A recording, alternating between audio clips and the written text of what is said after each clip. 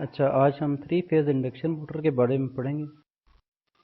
इसकी rotating magnetic field construction, torque speed characteristics और speed control, maximum torque क्या होता है, कैसे फाइंड किया जाता है, चेक करेंगे। स्टार्ट करते हैं। ऑलमोस्ट 85% हर जगह आजकल थ्री फेज इंडक्शन मोटर ही प्रेफर्ड की जा रही है। इसकी रूटर की टाइप के ऊपर डिपेंड करता है ये कौन सी मोटर है।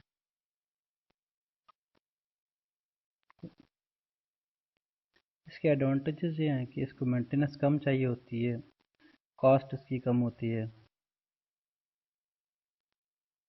और एफिशिएंट टॉर्क प्रोड्यूस कर देती है हमें।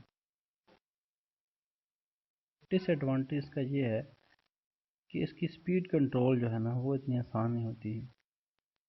स्टार्टिंग टॉर्क इसका लो होता है, लैगिंग पावर फैक्टर के तहत काम करती है।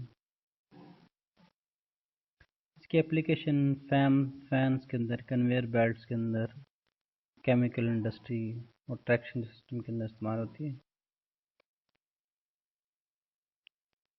ठीक है, थ्री फेज है तो तीन फेज होंगे, एक को रेड, दूसरे को येलो और तीसरे को ब्लू का नाम देते हैं। तीनों के अपने अपने फ्लक्स होंगे, तो हर एक फ्लक्स एक दूसरे से 120 डिग्री के फर्क पे होता है। रोटेटिंग मैग्नेटिक फ्लक्स जो होता है, इसमें टोटल जो ये रोटेटिंग है, देखो ना 180 120 डिग्री के फर्क पे है, तो लेकिन जो टोटल फ्लक्स होता है वो कांस्टेंट होता है, वो सम ऑफ इन तीनों का होता है, आर जेड वाई और बी। ये एक सर्कल में ना एक रेडियस की तरह मूव कर रहा होता है कांस्टेंट मैग्नीट्यूड के साथ, लेकिन इसकी डायरेक्शन होती है ना, इसकी डायरेक्शन को हम रेड येलो ब्लू की सीक्वेंस को चेंज करके हम चेंज कर सकते हैं। इंडक्शन मोटर के डिफरेंट पार्ट्स हैं।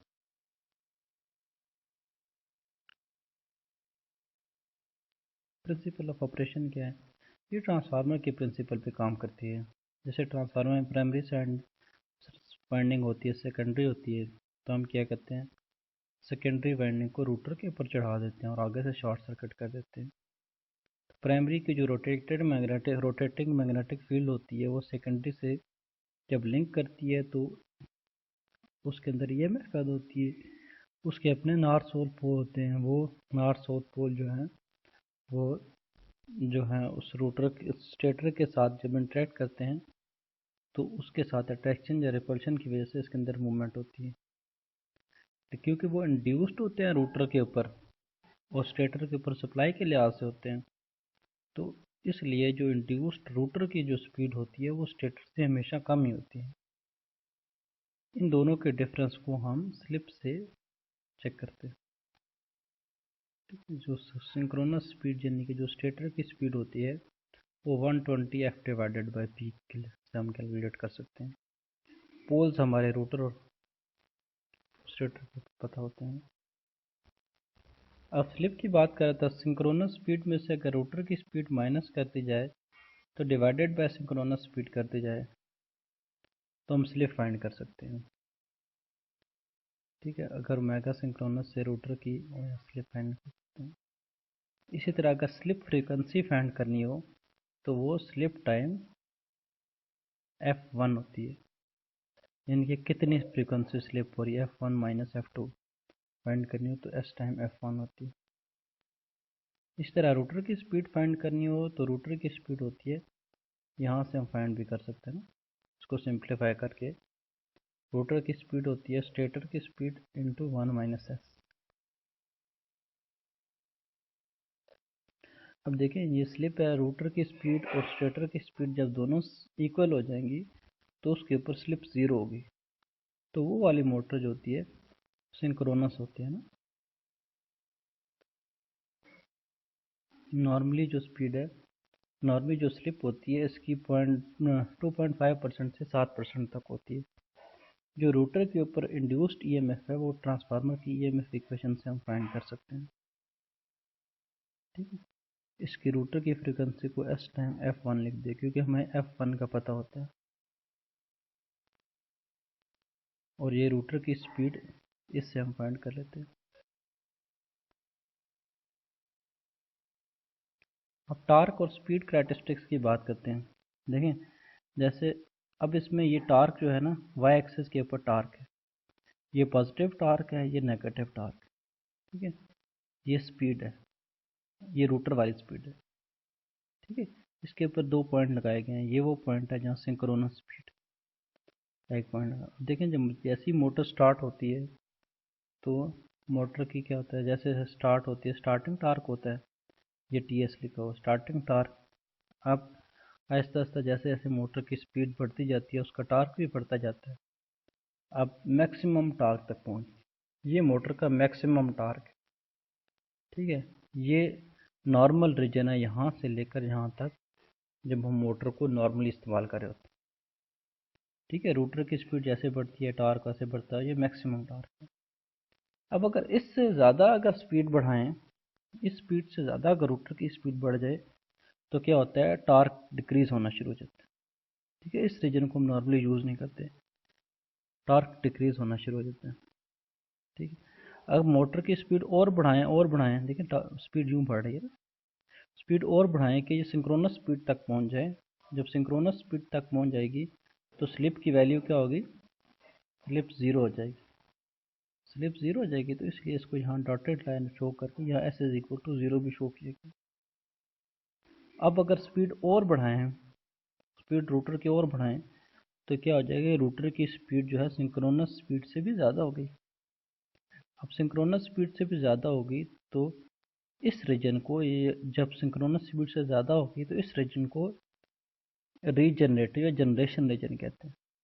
देखिए ना, जब सिंक्रोनस से भी ज़्यादा हो गई, क्योंकि इसके इफेक्ट की वजह से, सिंक्रोनस के इफेक्ट की वजह से पैदा हो रही थी, और जब इससे भी ज़्यादा होगी तो ये अगले वाला जनरेशन रीजन हो जाए, ठीक है। ये वाला जनरेशन का रीजन पैदा हो जाएगा जब सिंक्रोनस स्पीड से ये वाले ज़्यादा हो जाए। तो देखें, जब ये वाली वैल्यू ज़्यादा होगी सिंक्रोनस से, एन की वैल्यू सिंक्रोनस स्पीड से ज़्यादा होगी तो स्लिप क्या हो जाएगी, स्लिप ज़ीरो से भी कम हो जाएगा, एस लेस देन ज़ीरो, ठीक है ना। ये वाली वैल्यू बड़ी होगी इससे तो ओवरऑल स्लिप क्या होगी, नेगेटिव होगी। तो स्लिप नेगेटिव होती है जनरेशन रीजन के अंदर, ठीक है। यहाँ से स्टार्टिंग था मैक्सिमम तक गया, नॉर्मल रीजन है, और स्पीड बढ़ाई तो सिंक्रोनस तक चली गई, लेकिन टार कम हो गया। अब और स्पीड बढ़ते गए, जैसे सिंक्रोनस से क्रॉस किया तो जनरेशन रीजन में चला गया सारा कुछ। जनरेशन रीजन में स्लिप की वैल्यू नेगेटिव होती है क्योंकि देखो ना स्पीड से ज़्यादा होगी। अब इसी तरह ऑपोजिट साइड की बात करें तो इस रीजन को हम ब्रेकिंग रीजन कहते हैं। ब्रेकिंग रीजन वो होता है जब स्लिप की वैल्यू एस जो है ग्रेटर देन 1 होता है। अब एस की वैल्यू ग्रेटर देन 1 कब हो सकती है, देखें ना, यहाँ पे देखें, इसमें टार्क अपोजिट साइड टार्क की वो, टार्क की कांस्टेंट वैल्यू है, इसमें स्लिप की वैल्यू ग्रेटर देन 1। स्लिप की वैल्यू ग्रेटर देन 1 कब हो सकती है, जब हमारी ये वाली रूटर की स्पीड अपोजिट डायरेक्शन में चलना शुरू हो जाए। ठीक है ना, वैसे तो दोनों का डिफरेंस है, अगर ये नेगेटिव स्पीड आए तो मतलब रिवर्स साइड पे चलना शुरू हो जाए, नेगेटिव स्पीड, यानी कि इसमें हम ये नेगेटिव स्पीड ब्रेकिंग में हम तब यूज़ करते हैं जब इसके पोल्स वगैरह चेंज कर देते हैं। अगर इसके पोल्स चेंज करते हैं तो ये अपोजिट साइड पे चलना शुरू हो जाएगा, अपोजिट साइड में माइनस आरपीएम आएंगे, या माइनस आरपीएम आएंगे तो ओवरऑल इसकी वैल्यू 1 से बड़ी हो जाएगी। ये स्पेशल पर्पज़ के लिए ब्रेकिंग रीजन यूज़ करते हैं, कनेक्शन रिवर्स करके या किसी न किसी तरह हम इसकी स्पीड रिवर्स कर लेते हैं।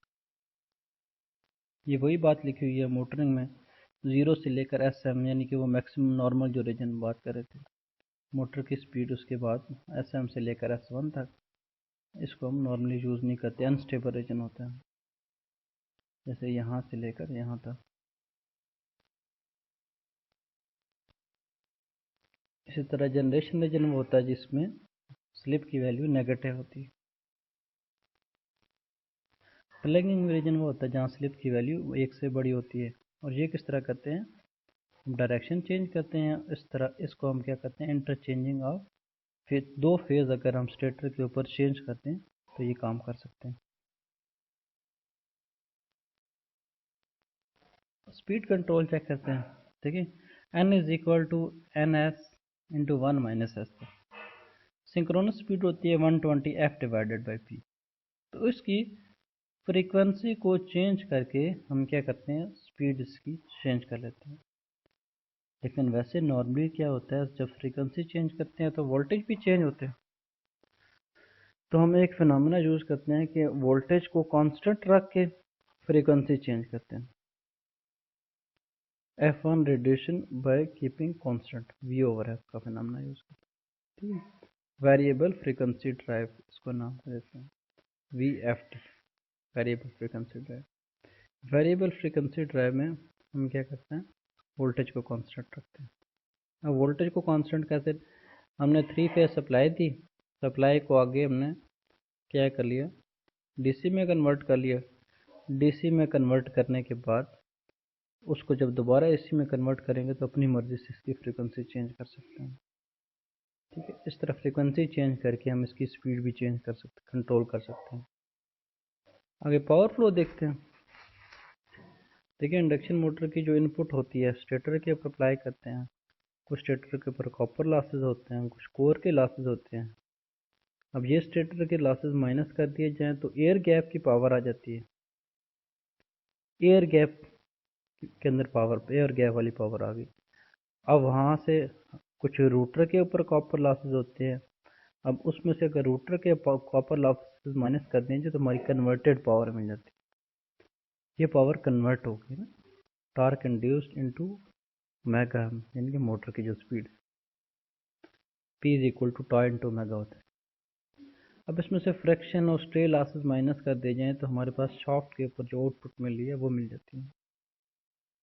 क्योंकि 3 फेज है तो copper losses 3 into I square R होता है, चाहे स्टेटर के हों या चाहे रूटर के हों। बाकी ये इक्वेशन आपको मैंने डायग्राम से एक्सप्लेन की। अब देखिए, मोटर का इक्विवेलेंट सर्किट बनाते हैं। मोटर में सेकेंडरी साइड पे क्या होता है, रेजिस्टेंस होती है और इंडक्टेंस होती है। इनको हम शिफ्ट कर लेते हैं प्राइमरी साइड के ऊपर। प्राइमरी साइड के ऊपर शिफ्ट कर लेते हैं तो JX इंटू R2 इन दोनों को अलहदा कर लिया। और ये क्या है, इसका मैकेनिकल लोड के लिए एक हमने सिंबल बना लिया, R2 minus R2 over S लिखा हुआ एक्चुअली। लेकिन R2 by S minus R2 लिखा हुआ। माइनस R2 इसलिए लिखा कि यहाँ मैंने इसको अलहदा कर दिया, एक्चुअली ये R2 बाई एस होता है। और टोटल करंट की बात करें तो total current is equal to, यहाँ पे टोटल करंट क्या equal, I is equal to V by G. G क्या है, जो टोटल रेजिस्टेंस है। देखिए वो ये R2 बाई एस में भी आपको बता रहा था, रेजिस्टेंस का सारों का सम और रिएक्टेंस का सम कर लिया। अब converted power P is equal to I square R. I square R वो एंड वाला है ना, ये वाला I square R. I square R कर लिया। P is equal to tau omega होता है, तो tau is equal to P by omega हो जाएगा। ये ओमेगा रूटर की स्पीड है, तो इसको सिंक्रोनस स्पीड से हम इस तरह फाइंड कर सकते हैं, क्योंकि रूटर की स्पीड होती है NS इंटू 1 माइनस एस। ये कर लिया। जब पावर कन्वर्टेड की ये वाली वैल्यू नीचे पुट की तो 1 ओवर एस, 1 माइनस एस और 1 माइनस एस कैंसिल हो गए, तो ये वाली वैल्यू होगी। अब इसके अंदर आई स्केयर की वैल्यू, ये आई की वैल्यू ये डालेंगे तो इसका स्केयर लेंगे तो हमारे पास कन्वर्टेड टॉर्क आ गया। इसका स्केयर लेंगे, कन्वर्टेड टॉर्क आ गया।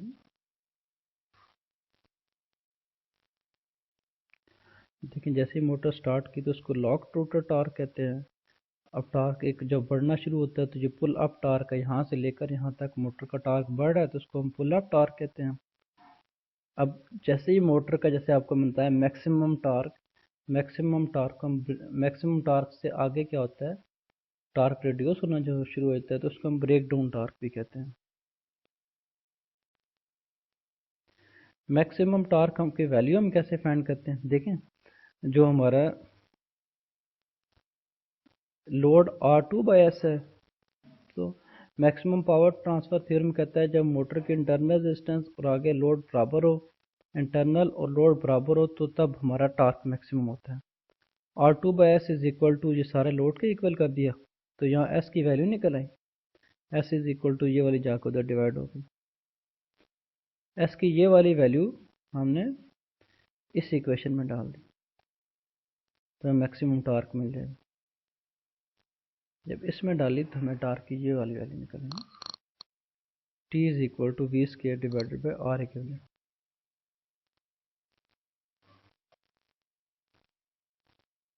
जैसे ये देखिए, ये मोटर का ये मैक्सिमम टार्क, मैक्सिमम या ब्रेक डाउन टार्क इसको कहते हैं।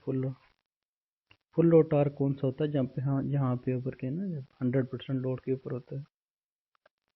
इस मोटर की कुछ स्पेसिफिकेशंस होती हैं, हम नंबर ऑफ फेजेस कितने हैं, कनेक्शन कितने हैं, रूटर कौन सा टाइप का ले रहे हैं, और वाट क्या है, पावर फैक्टर और ड्यूटी टाइम हमें पता होना चाहिए।